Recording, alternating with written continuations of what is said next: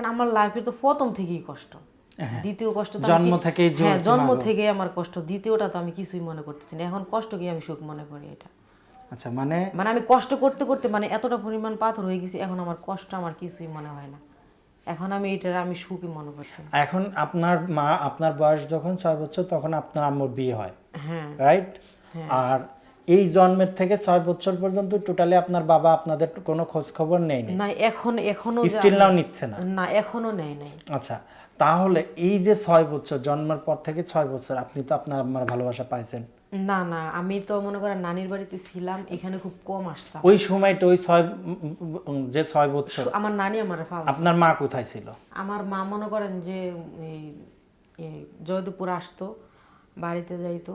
মা তখন মনে করেন যে অন্যরকম ছিল, যে আমি মেয়েটারে নিয়ে কী করব, আমি মানে মানে একটা মনে করেন যে একটা ডিপ্রেশনে আর কি। হ্যাঁ একটা টেনশনে ছিল যে আমি কিভাবে কি করবো, একটা বাচ্চার খরচ আমার মানে ও যাইতাছে খরচ চায়, বা ওর মানে বইয়ের অধিকার চায়, সন্তানের অধিকার চায়, ও মানে পাত্তা দেয় না, মানে কথা বলে না। আচ্ছা, আপনার বাবা তো আপনার খোঁজ খবর নিচ্ছেন, আপনার মারও খবর নিচ্ছেন, মার বাবার সাবজেক্ট ক্লোজ। এখন আপনার মার কাছে আসে, এই যে আপনি ছোট থেকে 1 বছর থেকে 6 বছর এই গ্যাপে আপনার মা কোথায় ছিল? আমার আম্মা ছিল ঢাকাতে। ঢাকাতে? হ্যাঁ, এখানে কি করতেন? বিয়ে হয়েছে। আপনার মার বিয়ে হয়েছে তখন আপনার বয়স কত?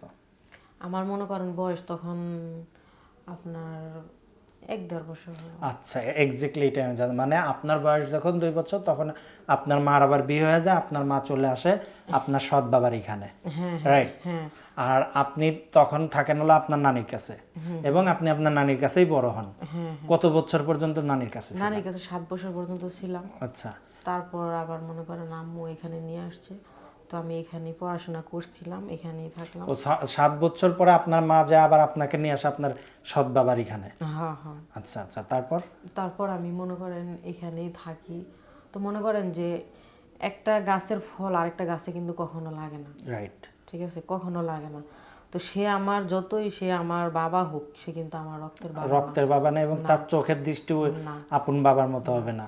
না, সে মনে করেন যে আমি মানে কখনো আমার যে একটা খরচ, আমার মনে করেন হয়তো কাপড় চোপড়, একটা মেয়ের কি না লাগে সবকিছু অনেক কিছুই লাগে। হ্যাঁ, কিন্তু আমার মামা দিত, আমার নানি দিত, কারণ আমার নানিটা প্রচুর ভালোবাসতো। এখন মানে আপনার নানি বাড়ি থেকে আপনি এতিম হিসাবে আপনার নানি বাড়ি থেকে আপনাকে মামারা খালারা নানিরা সাপোর্ট করতো, এমনটা আর কি।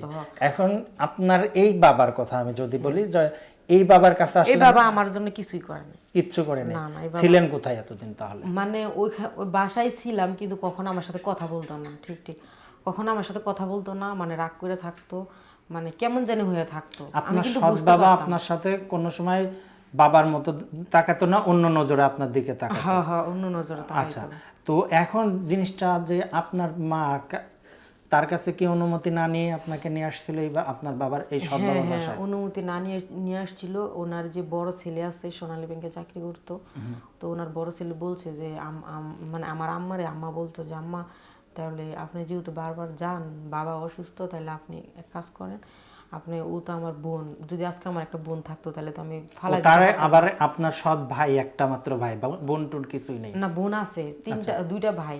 আচ্ছা, দুইটা ভাই। তো মেজুটা মনে করেন আমার নিয়ে আসছে, তো আপনি পরে বলে যে তা আপনি ওরে নিয়ে আসেন, বুঝতে পারছেন, বলে আপনি ওরে নিয়ে আসেন, যদি আমাদের একটা বোন থাকতো তাহলে তো আমরা খাওয়াইতাম, পড়াইতাম, সব কিছু করতাম, তাই না, আপনি নিয়ে আসেন ওরে, আমার যত খরচপাতি জ্বালাই আমি করব। তা আমি দোয়া করি উনি যেন জান্নাতবাসী হয়। উনি মারা গেছে। আপনার ভাই? হ্যাঁ, ওই ভাইটা ভাই মারা গেছে, বাবা বেঁচে আছে? বাবাও মারা গেছে। সৎ বাবা মারা গেছে? সৎ বাবা। এখন এইখানে কি আপনার মা একাই থাকে? হ্যাঁ, আমার আম্মা এখন একাই থাকে। তো আমি আবার আমার আম্মার সাথে থাকি না, আমার আম্মার সাথে যে কোনো বিষয় হোক, আমার আম্মার সাথে আমার একটু ঝামেলা হয়েছে, এখন এই জন্য মনে করেন যে আমি আমার আম্মার থেকে দূরে থাকি। আচ্ছা, এখন আপনার সৎ বাবা আপনার কিভাবে কি অন্য কোনো কিছু কখনো অফার টফার বা অন্য, মানে থাকে না একটা পুরুষ মানুষ একটা মেয়ের না দিকে? না, এগুলো কোনো, উনি তো বয়স্ক, ওনার তো বয়স্ক ছিল, তো উনি মানে মানে একটু অহংকারী ছিল। আচ্ছা আচ্ছা, একটু অহংকার ছিল, হিংসা ছিল, যে মানে উনি এরকমই, মানে কোনো মেহমান যদি বাসায় আসতো উনি কোনো বাজার করতো না। এরকম ছিল। তারপর আপনি এই বাবার এখানে তাহলে এইভাবে আপনি থাকলেন আমি প্রচুর পরিমাণ কষ্ট করছি এখানে, মনে করেন যে এতটা পরিমাণ কষ্ট করছি, কারণ আমার লাইফে তো প্রথম থেকেই কষ্ট, দ্বিতীয় কষ্ট তো জন্ম থেকেই, হ্যাঁ জন্ম থেকে আমার কষ্ট, দ্বিতীয়টা তো আমি কিছুই মনে করতেছি না, এখন কষ্টকে আমি সুখ মনে করি এটা। আচ্ছা, মানে আমি কষ্ট করতে করতে মানে এতটা পরিমাণ পাথর হয়ে গেছি, এখন আমার কষ্ট আমার কিছুই মনে হয় না, এখন আমি এটা আমি সুখই মনে করি। আচ্ছা, তারপরে আপনি মনে করেন যে আপনার এই বাবার এখানে কতদিন ছিলেন? এই বাবার এখানে, হ্যাঁ, এই বাবার এখানে অনেক বছর ছিলাম। কত বছর? তা মনে করেন যে 10-12 বছর। 10-12 বছর পর্যন্ত এখানে পড়াশোনা কে হেল্প করছে আপনাকে? হেল্প করছে আমার নানি, টাকা পাঠাইতো, মামা পাঠাইতো, খালা দিত, মা আবার আব্বার না জানে গোপনে আম্মাও কিছু দিত। এটাই তোমার ভালোবাসা, এটাই আর কি। সে যত এই পরিস্থিতিতে যে সে যতটুকু পারছে এতটুকু। এখন যেহেতু আমি তার কাছে, সে দিতে বাধ্য, না দিয়ে কি করবো, দিতেই হবে। আচ্ছা, এখন মা তো ফালাই দিয়ে, মায়ের পড়াশোনা এই পর্যন্ত নিয়ে আসছে আর কি। হ্যাঁ, মানে 5 পর্যন্ত পড়ছি, তার বাদ বাকিটুকু আমি নিজের ইয়াতে আর কি পড়ছি, নিজে। হ্যাঁ আমি, হ্যাঁ ওখানে মাদ্রাসায় পড়তাম, মনে করেন ইউটিউবে অনেক কিছু দিয়ে করে দেখা যায় আমার প্রাইভেট পড়া লাগতো, ওটা আমি ইউটিউবে সার্চ দিয়ে আমি নিজেই শিখতাম। আপনি তো অনেক ট্যালেন্ট ছিলেন তাহলে। হ্যাঁ, ইউটিউবে আমি মনে করেন সার্চ দিতাম, দিয়ে আমি আরবি শিখতাম, বাংলা অর্থ সবগুলো, মানে অনেক কিছু, সবকিছু ইচ্ছা শক্তির উপর ডিপেন্ড করে।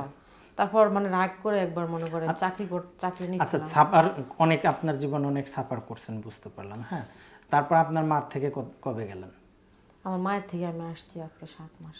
ও, রিসেন্টলি, তার মানে হ্যাঁ, খুব বেশি দিন না। না 7 মাস। মা থেকে এখন কোথায় থাকেন আপনি?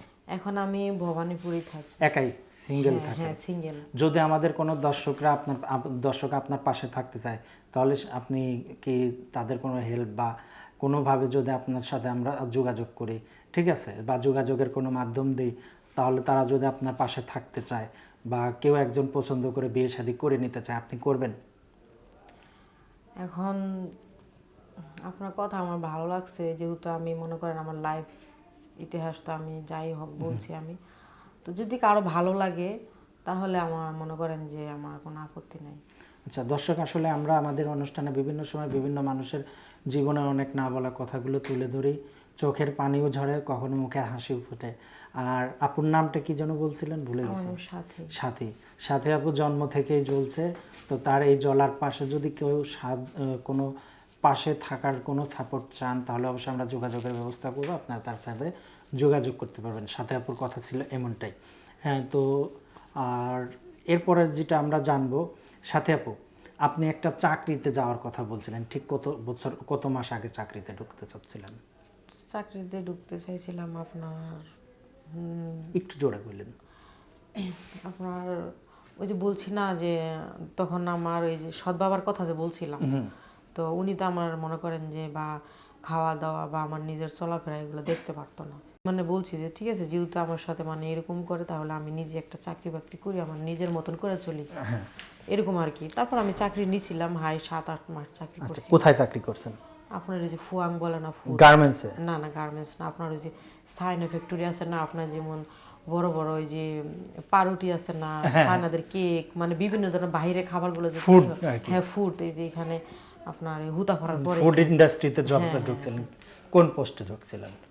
আপনার এটা মানে শিফট হিসেবে আর কি। আচ্ছা আচ্ছা, মানে 3টা শিফট। আপনি কি কাজ করতেন ওখানে? আমি ওখানে মনে করেন যে প্যাকেট করতাম। আচ্ছা, প্যাকেটিং এর জব। হ্যাঁ, প্যাকেট করতাম, কার্টন করতাম, স্টিকার মারতাম। স্যালারি পাইতেন কত? স্যালারি পাইতাম তখন বেশি না, খুব কম, তখন মনে করেন টাকা ডিমান্ডটা বেশি